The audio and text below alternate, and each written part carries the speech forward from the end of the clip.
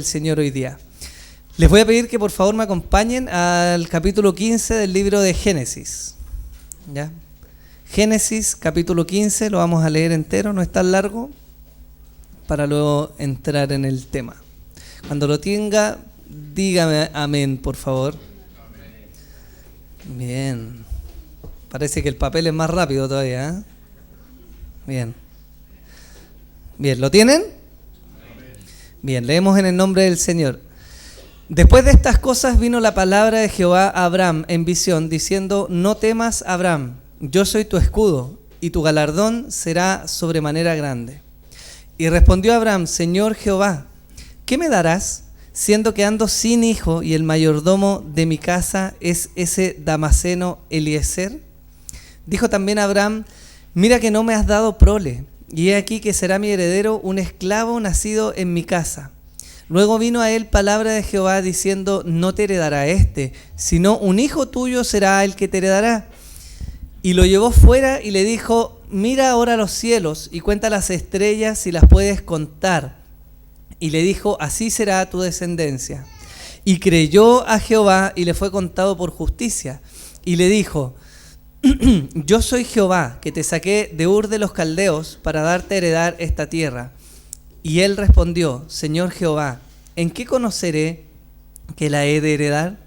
Y le dijo: tráeme una becerra de 3 años, y una cabra de 3 años, y un carnero de 3 años, y una tórtola también, y un palomino. Y tomó él todo esto, y los partió por la mitad, y puso cada mitad una frente a la otra, mas no partió las aves. Y descendían aves de rapiña sobre los cuerpos muertos, y Abraham las ahuyentaba. Mas a la caída del sol sobrecogió el sueño a Abraham, y he aquí que el temor de una grande oscuridad cayó sobre él.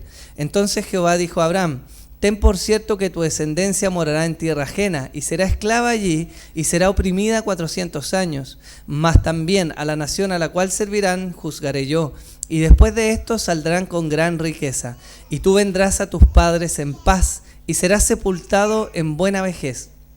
Y en la 4ª generación volverán acá, porque aún no ha llegado a su colmo la maldad del amorreo hasta aquí.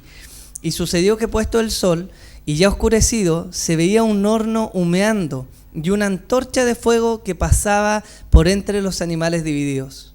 En aquel día hizo Jehová un pacto con Abraham, diciendo: a tu descendencia daré esta tierra, desde el río de Egipto hasta el río grande, el río Éufrates, la tierra de los ceneos, los ceneseos, los cadmodeos, los heteos, los fereceos, los refaitas, los amorreos, los cananeos, los gergeseos y los jebuseos. Bien, si pudiéramos mirar hoy día nuestra sociedad, creo que hay 2 grandes males que hoy día vivimos en nuestra vida cotidiana, que son que deseamos que todo sea absolutamente rápido. El microondas hoy día nos ayuda un montón, pero ahí estamos chicoteando el microondas, ¿cierto? Para que lo que es rápido sea aún más rápido. Todo lo queremos de manera instantánea. Y aparte de ese mal, tenemos otro más, que es que nos movemos por aquello que vemos. Cuando les enseñamos a nuestros hijos, ¿cierto? Los que tienen hijos pequeños y están en esa etapa de decirles: ¿qué dice Efesios 6.1, cierto? Cuando le decimos: hijo, obedezcan en el Señor a vuestros padres, porque esto es justo, honra a tu padre y a tu madre. Le enseñamos a nuestros hijos.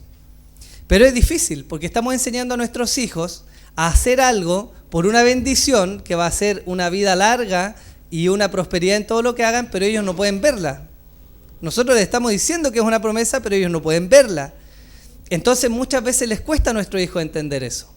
Por otro lado, los que somos papás nos frustramos porque queremos que el cambio sea al tiro. Ojalá con una vez que le dijéramos Efesios 6.1 ellos se lo aprendieran y nunca más en su vida desobedecieran. Pero la verdad es que no es así. Es un proceso, toma tiempo, ellos se demoran. Cuando enfrentamos problemas económicos a veces se nos cruza por la mente este versículo que Jesús dijo: vosotros pues no os preocupéis por lo que habéis de comer, ni por lo que habéis de beber, ni estéis en ansiosa inquietud, porque todas estas cosas buscan las gentes del mundo, pero vuestro Padre sabe que tenéis necesidad de estas cosas, mas buscad el reino de Dios y todas estas cosas serán añadidas. Nos olvidamos muchas veces que en la vida Dios tiene con nosotros procesos. Y un proceso, hermanos, significa que va a haber un periodo de tiempo. Dios muy raramente, yo diría que prácticamente nunca, dice algo y lo cumple inmediatamente, sino que cuando se refiere a nosotros, hay procesos que siguen a lo largo de una vida.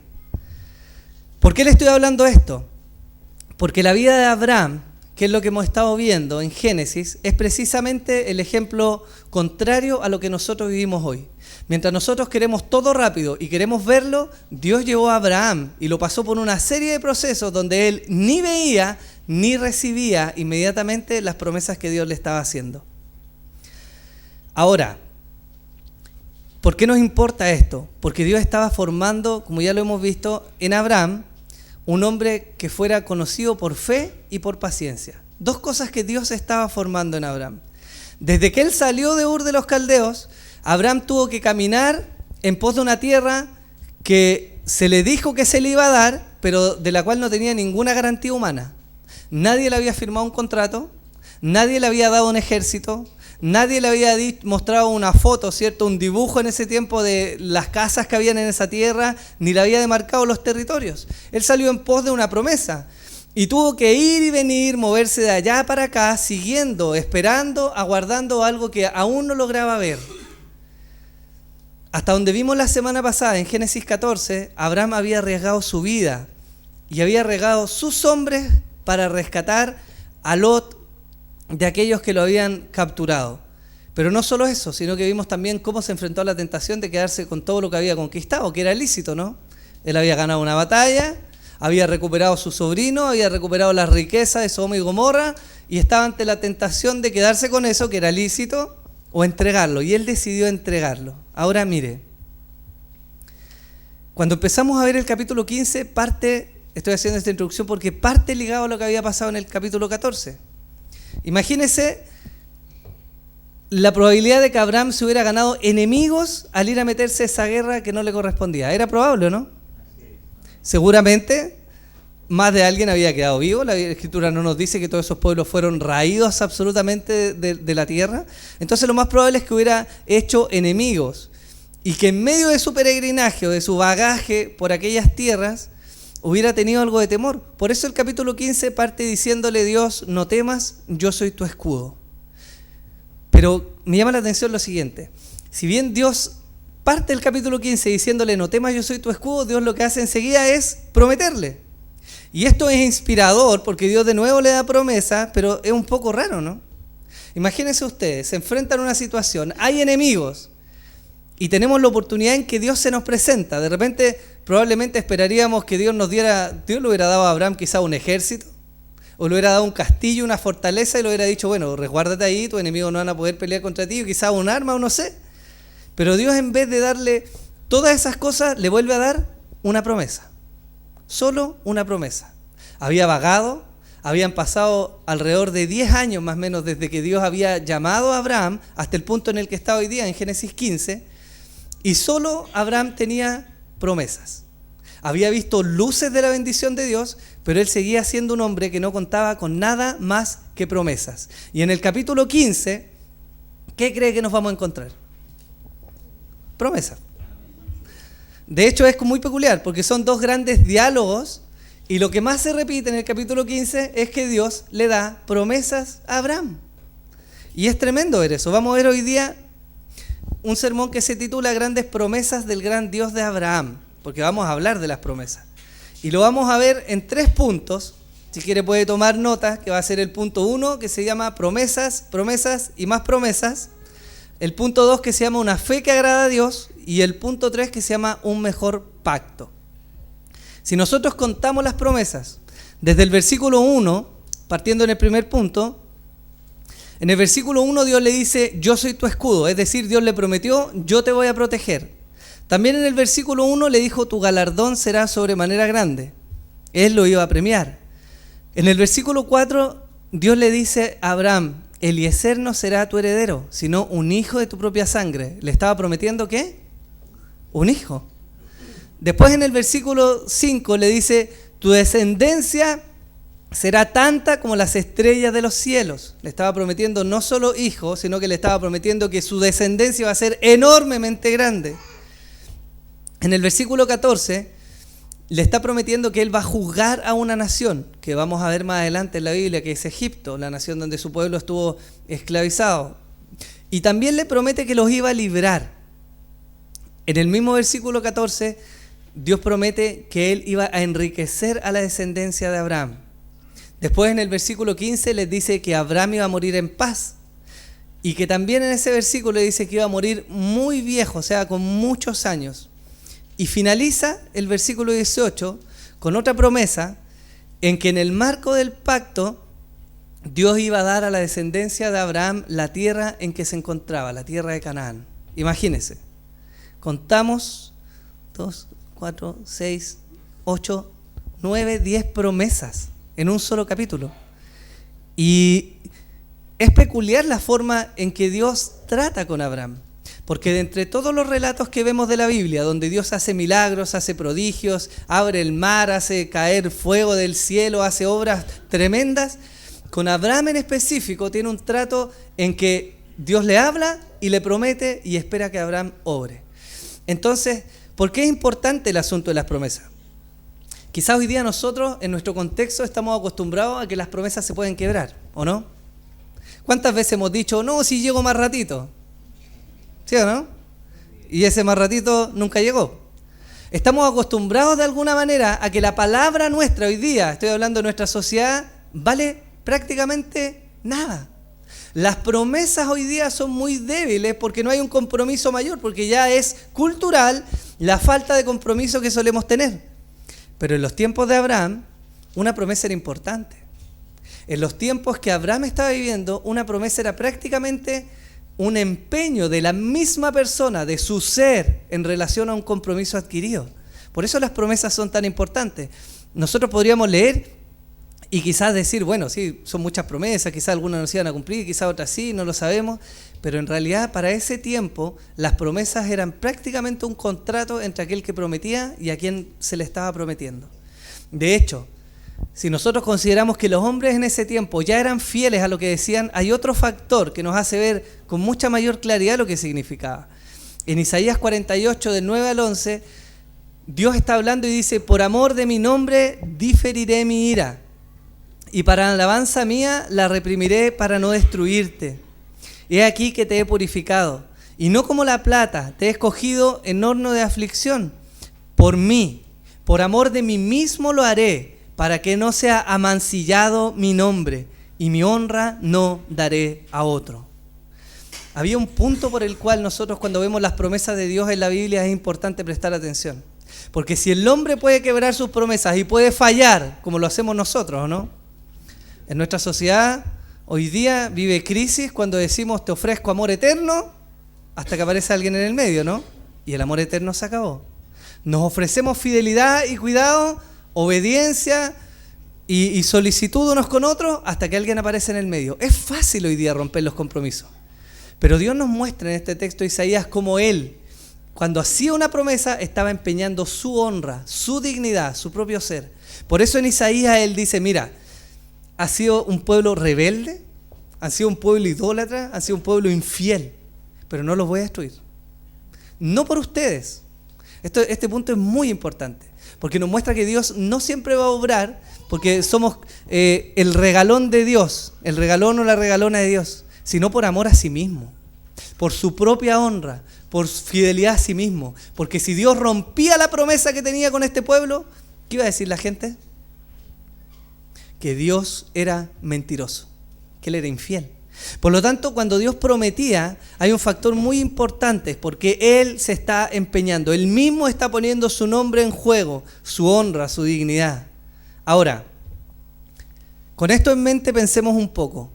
Abraham ya había vivido cerca de 10 años desde que él había salido de su tierra, había pasado por varias cosas, tenía ya prácticamente 85 años y el escenario no parecía cambiar. Más encima de andar ahora en otra tierra, y si bien había sido un poco prosperado, más encima se había hecho de enemigos. Y ante la oportunidad de hablar con Dios, en vez de solucionar Dios el tema y decirle, bueno, ok, no, en un año más tu esposa va a dar a luz y va a tener una descendencia, mira la tierra y la fortaleza, le da nuevas promesas. Es tremendo. El texto nos muestra que Abraham tenía un anhelo, ¿Por qué le dice en el versículo 2, Señor, ¿qué me darás? Siendo que ando sin hijo y el mayordomo de mi casa es ese Damaseno Eliezer. Es como si Abraham le hubiera dicho a Dios, ok, gracias a Dios porque va a ser mi escudo, me va a proteger, pero ¿qué hay de mi hijo? ¿No te das cuenta que estoy siendo viejo, el tiempo está pasando y un esclavo de mi casa, ese me va a heredar? Eso es lo que le estaba diciendo a Abraham. Él quería mostrar el anhelo de su corazón. Él tenía un deseo y era que Dios le diera una descendencia. ¿Qué le dice Dios ante esto? Le vuelve a prometer, no te heredará sino un hijo tuyo será el que te heredará. Y lo llevó afuera y le mostró la estrella, y ustedes saben lo que dice ahí. Vio una multitud de estrellas y le dijo, así va a ser tu descendencia. Pero miren, es como si nosotros anheláramos con todo nuestro corazón, y quizás les ha pasado, que de repente nuestra situación laboral cambiara. Quizás estamos apretados o estamos cesantes y esperamos de verdad con todo nuestro corazón, aguantamos, estiramos el chicle para que Dios cambie nuestra condición. Y en la oportunidad que tenemos de hablar con Dios y pedirle y mostrarle lo que queremos, Dios nos dice, yo te voy a sustentar. Y uno queda, gracias, pero ¿cómo? ¿Y el trabajo? ¿Cuándo viene? ¿Cuándo abre la puerta? ¿Dónde voy? ¿Dónde pido? Esto era de alguna manera lo que Abraham estaba viviendo. ¿Qué vemos en esto? Primero, en el relato vemos que Dios iba a tardar su promesa. La Biblia nos muestra que Abraham fue padre alrededor de los 100 años. Y a los 75, 74, Dios le había prometido. Pasaron muchísimos años entre que Dios le dio la promesa y que Dios cumplió la promesa. Y en el episodio que vemos en Génesis 15, ni siquiera esta promesa está cumplida porque Dios de nuevo le dio una promesa que se iba a cumplir casi 15 años después. Imagínense, 15 años. ¿Qué nos muestra eso? Que Dios tenía un propósito con Abraham. Hay algo que Dios estaba formando en Abraham. Él no quería retener esta promesa de darle hijos porque sí, porque quería hacerlo sufrir. Dios quería formar en Abraham el hombre que nosotros recordamos que es hoy día. Cuando usted piensa en Abraham, ¿qué se le viene a la mente? ¿Ah? El padre de la fe. ¿Y cómo llegó a ser este padre de fe? No lo fue de un día para otro. Abraham no fue formado como un padre de la fe porque un día Dios lo llamó y le dijo, bueno, me tinca y vamos, y al otro día se cumplió todo, porque así sería fácil, ¿no? Sino que pasaron años y años y años en los cuales Abraham tuvo que moverse de un lado al otro, pasar situaciones, confiar en Dios, donde metió la pata entre medio, aguardando el cumplimiento de la promesa de Dios. Más allá de todo cuestionamiento, tenemos que entender que Dios se toma tiempo. Y esto nos habla de que Dios obra no en un momento tardío, ni se va a apresurar. Dios va a obrar justo en el momento preciso en el que en su plan Él tiene que obrar. Por lo tanto, nada, hermanos, de lo que Dios ha de darnos se demora, sino que en el tiempo de Dios, cuando Él sabe que en ese momento lo necesitamos, ese y solo ese va a ser el momento en el que Dios nos va a dar lo que quizás hemos estado aguardando. Yo no sé si a ustedes en algún momento Dios les ha dado alguna promesa. ¿Sí? Hay un campo subjetivo ahí quizás de cuáles son las promesas personales, pero hay promesas que Dios nos ha dado. Y a veces presionamos porque queremos que Dios cumpla todo esto ahora ya, de manera inmediata. Pero nos olvidamos, hermanos, que cuando Dios interactúa con nosotros, Él tiene un propósito mayor que nuestra satisfacción temporal, y más allá que nuestro deleite ahora temporal, que sí nos da. Dios está formando en nosotros a Cristo. ¿Usted sabía eso? Si no, hoy día lo sabe. Dios está formando a Cristo en nosotros. Y uno de los aspectos esenciales es el de la fe. ¿Y qué cree que se necesita para que la fe crezca? Cuando nosotros vemos a alguien que está enfermo y vemos a este Dios poderoso, que hemos escuchado que hace milagros, vemos a esa persona sana, ¿qué pasa en nosotros? ¿Ah? ¿Crece nuestra fe?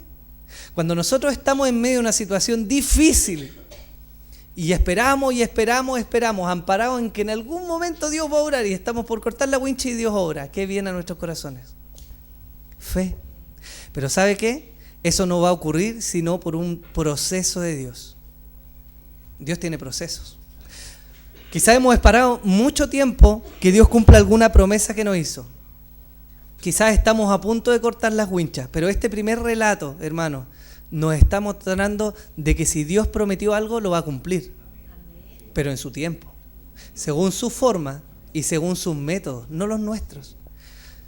Vamos a seguir viendo Génesis en los sermones que vienen, pero le voy a dar un spoiler. Dios efectivamente cumple la promesa a Abraham. No es nuevo, ¿cierto? Ya se había filtrado. Yo sé que ustedes ya sabían, pero quiero que miren el tiempo que pasó. Imagínense 25 años, hermano. Es tremenda cantidad de tiempo entre el llamado, la promesa y el cumplimiento. La Biblia nos está mostrando con esto que Dios es fiel. Y de hecho, Isaías 55:9 dice: como son más altos los cielos que la tierra, así son mis caminos más altos que vuestros caminos y mis pensamientos más que vuestros pensamientos. Aunque no sepamos la forma en que Dios va a cumplir su promesa, deberemos confiar en que la va a cumplir. De hecho, el capítulo 16, que lo vamos a ver en algún momento, nos muestra cómo Abraham, esperando, atarantado el cumplimiento de la promesa, va y se mete con su sierva. A su forma, según sus caminos, no aguardando el cumplimiento del tiempo perfecto de Dios. Ahora, eso no se escapó del plan de Dios, ni se le chispoteó a Dios que eso iba a pasar. Pero de alguna manera nos muestra lo que pasa a veces cuando tratamos de forzar el cumplimiento de las cosas que Dios ha hecho y no somos capaces de esperar en Él. Esto nos lleva al segundo punto, la fe que agrada a Dios. Luego de que Abraham le expusiera su corazón y le dijera: ok, yo sé que me vas a cuidar, muchas gracias a Dios, pero lo que quiero en realidad es tener un heredero, eso quiero, tener un hijo. Y Dios le dice: no, mira, tú vas a tener un hijo. Vemos la respuesta de Abraham. Y aquí quiero que profundicemos un poco. Porque en el versículo 6 del capítulo 15 de Génesis, Abraham dice, la Biblia nos dice: y creyó a Jehová y le fue contado por justicia. ¿Qué nos dice que hizo Abraham? Él creyó. Y mire qué tremendo. Él no cuestionó, no insistió, no presionó y no se frustró. Él simplemente creyó. Hoy día la palabra fe parece que está bien manoseada en los círculos evangélicos, porque hablamos de fe para todo. Usamos la fe para arriba, la fe para abajo, él cree esto otro, de un lado para otro, pero perdemos la esencia de lo que significa. De hecho, quizás usted ha escuchado estos diálogos, quizás no en esta iglesia, pero en otra, donde un hermano le dice a otro: hermano, estoy complicado en el trabajo, y el hermano le dice: no se preocupe, hermano, confíe en que ese trabajo va a aparecer, créalo. ¿Lo ha escuchado, no? Y le está diciendo algo que todos sabemos que es bueno. ¿Qué le está diciendo? Ten fe. Quizás otro diálogo que hemos escuchado es cuando dicen: hermana, me encontraron una enfermedad incurable, estoy destrozada. Y otro hermano o hermana le dice: pero crea que esa enfermedad se irá, confía en que el Señor la va a sanar. ¿Sí o no? Y de nuevo es un llamado que parece súper loable, ¿cierto? En que estamos invitando a la persona que tenga, porque todos sabemos que la fe agrada a Dios, ¿o no? Sin embargo, lo terrible de estas situaciones es que pasamos por alto un par de cosas. Primero, aconsejamos según lo que creemos que va a ocurrir, no según lo que la Biblia dice que va a ocurrir. Y yo creo que en este punto ninguno de nosotros tiene certeza de que Dios va a sanar o curar o abrir una puerta. ¿O sí? En ningún lado nos dice eso. Podemos creer, o Dios a veces nos puede permitir tener una fe un poco peculiar, pero la verdad es que son cosas muy subjetivas. Por otro lado, se le dice a las personas que tengan fe, pero no es una fe necesariamente que va a agradar a Dios. ¿Sabe por qué? Los budistas, las religiones orientales y otras religiones también practican la fe. También se mentalizan, también repiten mantras. ¿Cierto? Son mantras. Repiten: el trabajo va a salir, el trabajo va a salir, el trabajo va a salir. Y de repente toda su fe está puesta en que el trabajo va a salir. Pero el texto nos muestra algo maravilloso, porque no nos está diciendo que Abraham simplemente creyó una promesa, sino que enfatiza que creyó a Jehová. La Biblia nos está mostrando que el hecho de que esta fe agradara a Dios estuvo basado no siquiera en la promesa, sino en que Abraham le creyó a Dios. Él valoró quién le estaba prometiendo, no simplemente la promesa. ¿Me entiende? Y en eso diferimos a veces. A veces creemos que el trabajo va a aparecer y nos enfocamos en el trabajo, pero no estamos mirando al Dios que es capaz de abrir puertas. Y ese es un error cuando enfocamos nuestra fe. Abraham no agradó a Dios simplemente porque no reclamó o porque adoró o porque quizás se mentalizó y dijo, ok, sí, me veo como padre de multitudes, uy, tantos hijos que voy a tener, sino porque le creyó a Dios. Él valoró la palabra de Dios. Él valoró a aquel que le estaba prometiendo, incluso mucho más allá de la promesa. Había un conocimiento que él tenía de Dios. Hebreos 11, cuando nos está hablando de este gran capítulo de la fe, y nos muestra muchos ejemplos de hombres de fe, el autor de Hebreos nos dice algo de Abraham.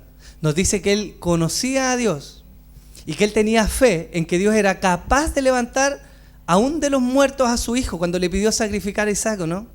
Eso no nos está hablando simplemente del hecho de que él creía la promesa de la descendencia, sino nos está diciendo que él creía en aquel que le había prometido. Él conocía a Dios. Eso fue lo que agradó al Señor, hermano. Por lo tanto, si hay algo que podemos sacar de esto, es que Dios desea que creamos. Es cierto que Dios desea que tengamos fe, pero nuestra fe debe estar basada en el conocimiento de Dios, no en un mantra. La Biblia en ningún lado dice que nos va a ir bien porque simplemente nos mentalicemos, o porque declaremos, o porque creamos que se van a abrir o cerrar puertas, sino por el Dios al cual le creemos. Si usted tiene hijos pequeños, se darán cuenta, creo yo que es lo más común, que si una persona X, que sus hijos no conocen, vienen y les dice algo, no necesariamente sus hijos lo van a creer. Pero debiera ser que cuando un papá o una mamá le dice algo al hijo, ¿qué hacen los hijos? ¿Ah? Debieran creer, ¿cierto? Yo sé que estamos en un mundo caído. ¿Por qué cree usted que se da eso? Porque lo conoce. Porque hay una relación entre el padre y el hijo. Hay una serie de hechos, una serie de acontecimientos. Hay un proceso largo en el que los hijos han venido conociendo a los padres. Por lo tanto, la palabra del padre se hace valiosa no por lo que la palabra dice, sino por quién dice la palabra. ¿Me entienden o no? Eso es lo que el autor nos está mostrando. Si en algo se agrada a Dios, hermanos, es en que creamos en Él, que le tengamos por veraz, que le tengamos por Dios fiel, que le tengamos por un Dios digno de honrar porque Él cumple sus promesas, que creamos tal como un niño cree a su padre, a su madre cuando le dice que le ama. Eso es lo que dice Dios. ¿Lo estamos viendo? A través de este largo proceso en que Dios llamó a Abraham y le prometía y luego esperaba, Dios estaba formando en él una fe verdadera, una fe que estaba basada en el conocimiento de Dios, en aquel que le había hablado y no simplemente en las promesas que le había dado. Ahora, si bien hay cosas que nosotros tenemos que creer y que es lícito creer, hay algo maravilloso en el hecho de enfocarnos en creer en Dios. La Biblia nos dice después cómo Abraham efectivamente se cumplió esta promesa y llegó a ser el padre de multitudes, y de ahí tuvo hijos, y de sus hijos salieron las 12 tribus de Israel, y de ahí vino toda una historia hasta que llega el Mesías, y el Mesías trajo salvación, y usted y yo estamos aquí sentados porque Dios llamó a través de la descendencia de Abraham. Eso es un hecho, eso es realidad. Pero hay algo que es muy importante: consecuencias.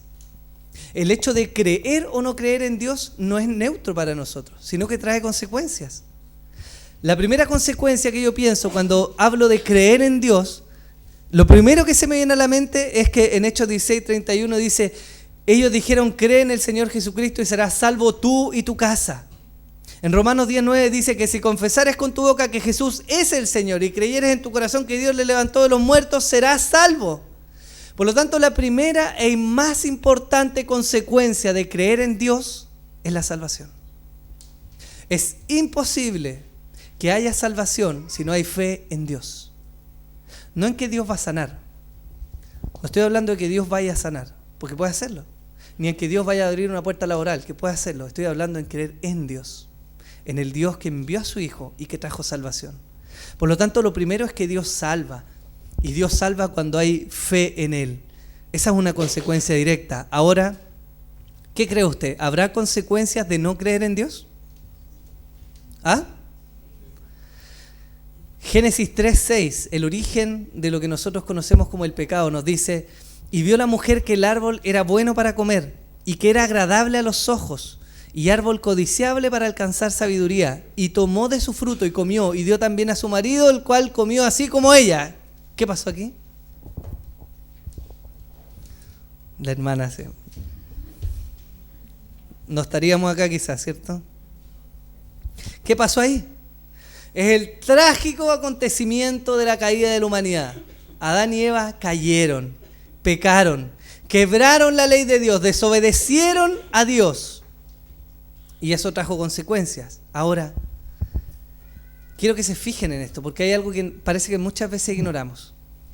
El gran pecado no fue simplemente que ellos desobedecieran a Dios, sino que hay un cuestionamiento más profundo detrás de ese desobedecer a Dios. Cuando Adán y Eva desobedecieron,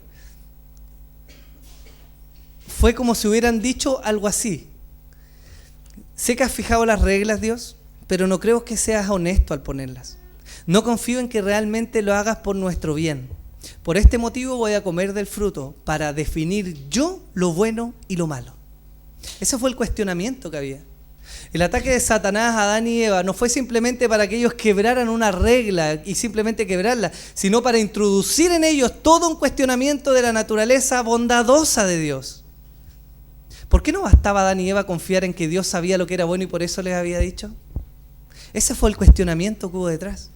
Por eso fue tan grave este pecado de caer, porque ellos no simplemente no creyeron que era bueno seguir la regla, sino que dudaron de la naturaleza de Dios, dudaron de Dios mismo. El pecado que hay en nuestra vida, el quebranto, el sufrimiento, las desilusiones, injusticia, la avaricia, la indolencia y tantos otros pecados y amarguras que vivimos hoy en día, nacieron por un cuestionamiento a la naturaleza de Dios mismo. Porque hubo una falla en la fe, no respecto a promesas que Dios había dado, sino a quién era Dios. Cuando hablamos de la fe, solemos mucho mentalizarnos en qué cosas tienen que ocurrir, en qué señales tienen que cumplirse, pero pasamos demasiado por alto el hecho de que no se trata simplemente de creer, sino de en quién creer, hermanos.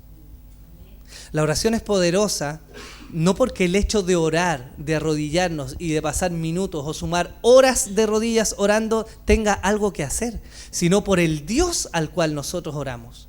Eso es lo poderoso de la oración. El acercamiento a la Biblia es valioso no simplemente porque leemos cosas que Dios dejó que son buenas, hermanos, sino por el hecho de que vamos conociendo al Dios que da las promesas. ¿Me entienden, no?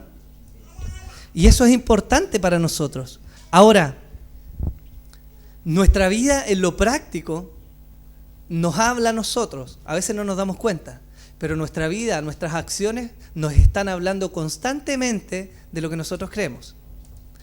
No sé si hay alguien, creo que sería muy difícil o prácticamente imposible que haya alguien que actúe en contra de lo que cree en su corazón. Es muy difícil. Todos actuamos por lo que está en nuestro corazón. Cada vez que elegimos no leer la Biblia, no se trata simplemente de no creer que necesitamos lo que ahí está escrito. Se trata de que no estamos considerando a Dios que nos dice que la necesitamos. ¿Me entienden? Cada vez que elegimos no congregarnos, no se trata simplemente de no creer que necesitamos a los hermanos. Hay un cuestionamiento más profundo que tiene que ver con no considerar a aquel que nos dijo, es bueno que te congregues. Por lo tanto, no está en duda el simple hecho de un mandamiento, sino aquel que dio el mandamiento. Cada vez que oramos, no se trata simplemente de no creer que la oración puede ser necesaria, sino que no estamos considerando al Dios que nos urge a orar y tener comunión en Él, con Él. ¿Se entiende? Hay muchísimos más ejemplos. Podríamos seguir todo el día relatando distintas situaciones que nos hablan de esto. Pero quiero que enfoque su corazón en esto. ¿Cómo está creyendo hoy día a Dios en su vida? ¿Usted cree que Dios le ama y está formando algo en su vida? ¿Cree que Él verdaderamente es veraz? ¿Que es una persona fiel y verdadera? Esas son preguntas necesarias, hermanos, para nosotros. Es bueno de vez en cuando chantar un poco la moto, tener un momento de reflexión y ver cómo nosotros estamos confiando en Dios. No en que algo va a ocurrir, hermanos, sino confiar en Dios. Eso es lo que pone seguridad en el corazón. Cuando usted está enfrentando un escenario complejo, difícil, donde las puertas no se abren, donde no está la respuesta que usted quiere, no siempre Dios va a venir a decirle, espera 5 años más, 2 meses, 23 horas, 15 minutos y 10 segundos y la promesa se va a cumplir. Dios es genérico muchas veces. Dice simplemente, bueno, si es económico, Dios nos dice, yo te voy a sustentar. ¿Sí o no? Si estamos hablando de alguna sanidad, Dios nos dice, bueno, más allá de lo que pasa acá, tu cuerpo va a ser renovado en la gloria, va a tener otro cuerpo. Si estamos hablando de la aflicción y el dolor, Dios nos dice, bueno, en el cielo no va a haber ni más sufrimiento, ni angustia, ni enfermedad, ni dolor, ni pecado. Por lo tanto, hay promesa de Dios. Pero el hecho que las creamos o no tiene mucho que ver con cuánto nosotros creemos en Dios. Sacando las promesas de lado, en Dios. ¿Me sigue? Ahora, hay otro punto en Génesis, capítulo 15, que es interesante ver.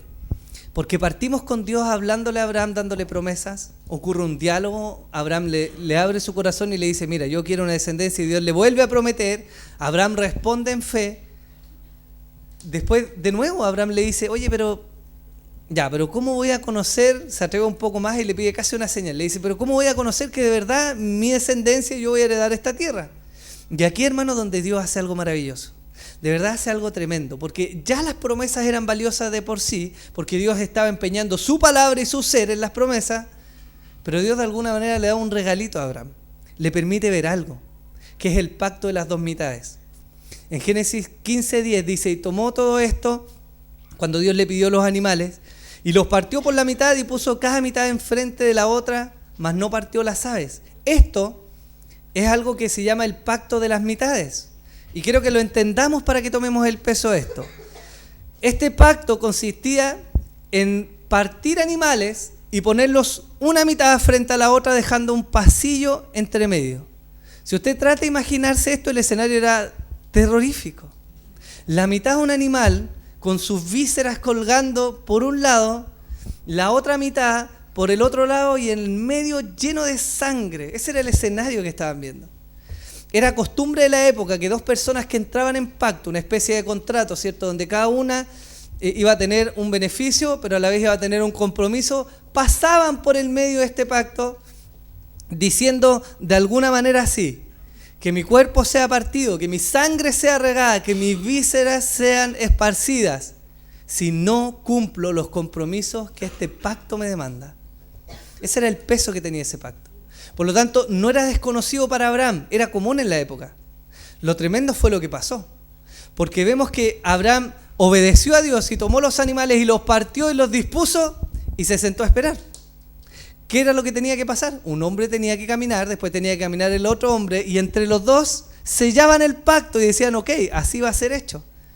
Pero pasó el día, pasaron las horas, Abraham espantando las aves para que no vinieran a carroñar sobre los animales, y Dios no se aparecía.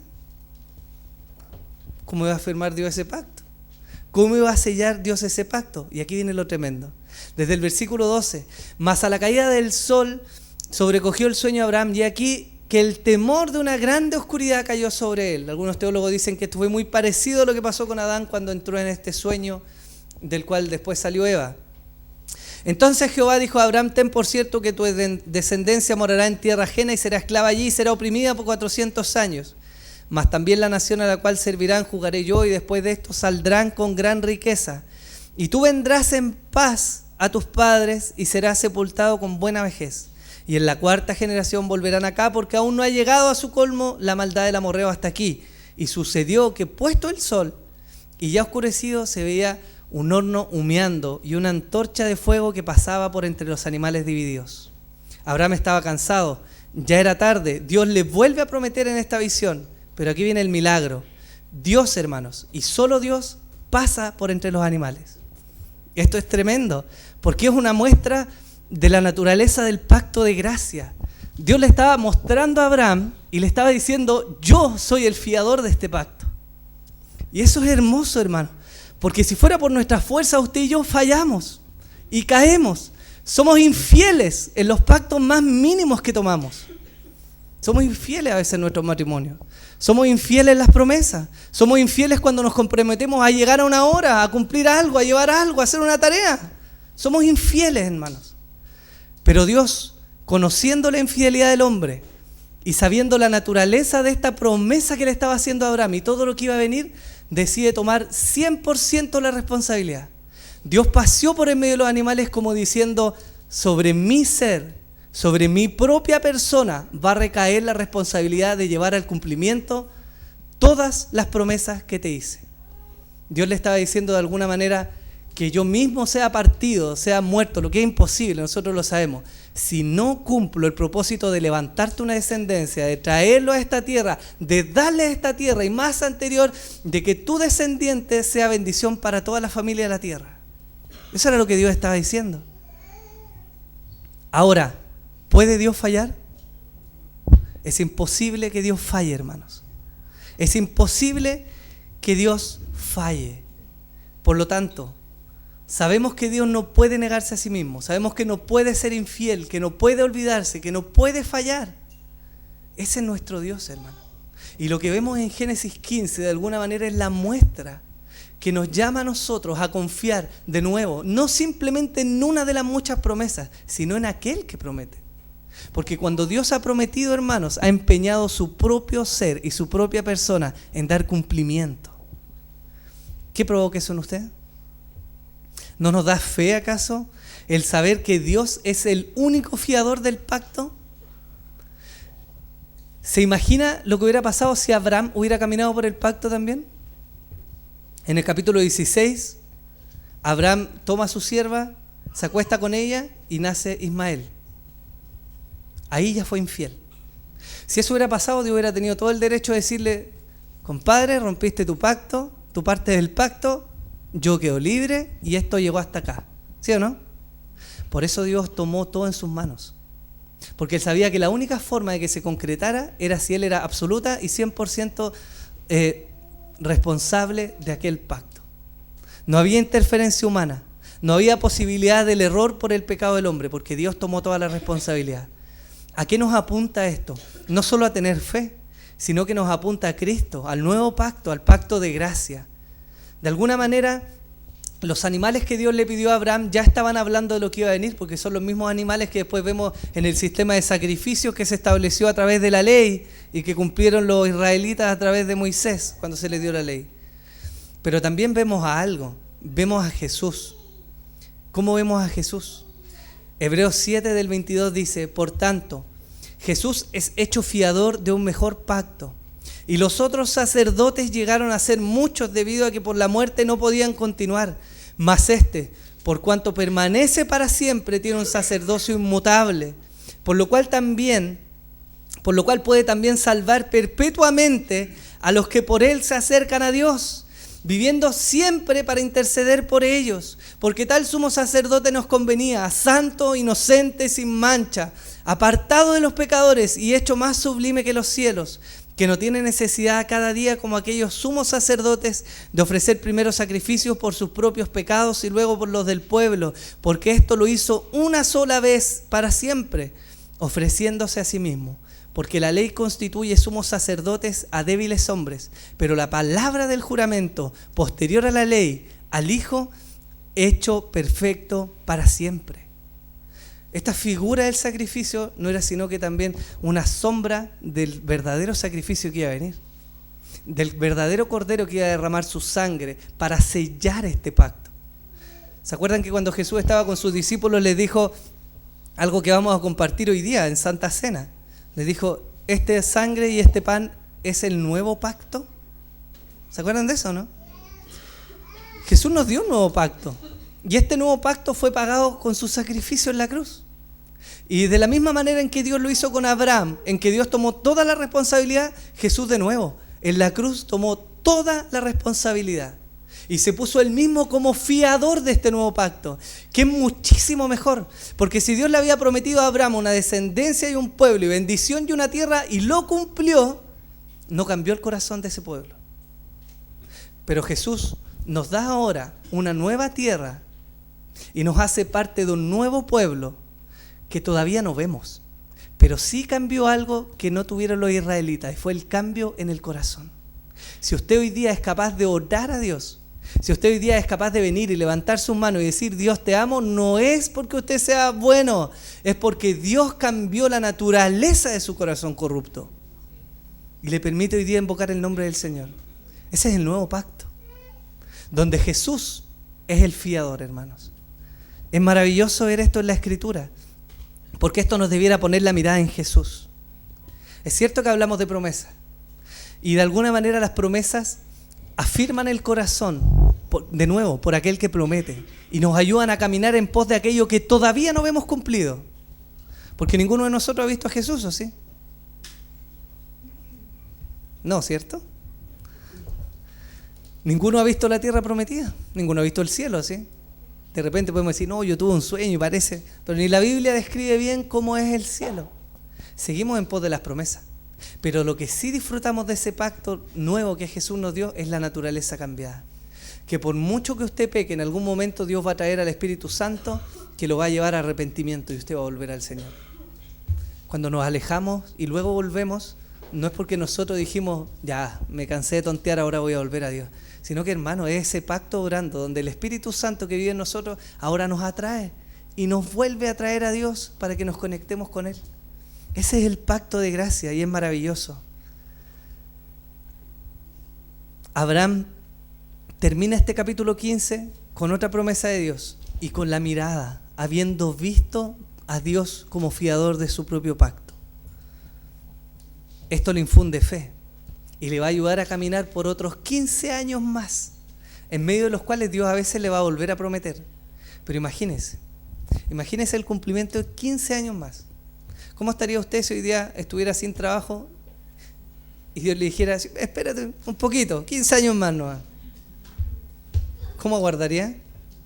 Está difícil, ¿no? Hay problemas que no vamos a ver la solución inmediatamente, hermanos. Hay cosas de las cuales no vamos a tener una respuesta ahora. Pero quisiera de alguna manera que usted enfocara su corazón en atesorar que si Dios prometió, Él va a cumplir porque es fiel. Si entramos al área chica, yo le diría, bueno, lo mejor para no autodefraudarnos es confiar en las promesas que la Escritura dice más que en lo que nosotros creemos que Dios nos prometió. Eso como seguro, para no defraudarnos a nosotros mismos. Pero más grande que eso es que podamos conocer al Dios que promete. Porque si hay algo que da seguridad, hermanos, es conocer al Dios que promete. De ahí en adelante, el que hayan o no promesas o el tipo de promesa que haya pasa a segundo lugar. Porque conocemos a aquel que promete. Y esa es la invitación que el Señor nos hace hoy día. Hay promesas en la Escritura, hay salvación, glorificación, hay promesas que nos va a sustentar, que está con nosotros, que volverá por nosotros. Son promesas maravillosas que yo creo que se van a cumplir. Pero mayor que eso, es que hoy día podamos volver nuestro corazón y conocer al Dios que promete. Yo no sé cómo han estado ustedes, cómo han sido sus semanas, cómo han sido estos quizás meses o años. Porque puede que de repente hayamos estado caminando en pos de alguna promesa, como tratando de alcanzar algo. Quizás era un proceso largo. Pero sí sé hoy día, hermanos, que Dios sobre eso quiere que le conozcamos a Él.